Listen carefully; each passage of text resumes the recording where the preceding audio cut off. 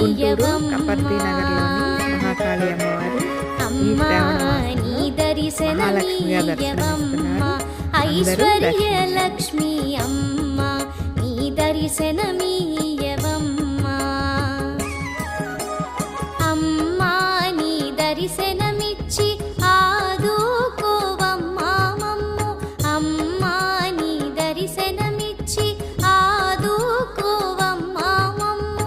ఇమ్మా భయము మాకు అమ్మల గన్నా అమ్మవుగాదే అమ్మ నీ దర్శనమీయవమ్మా.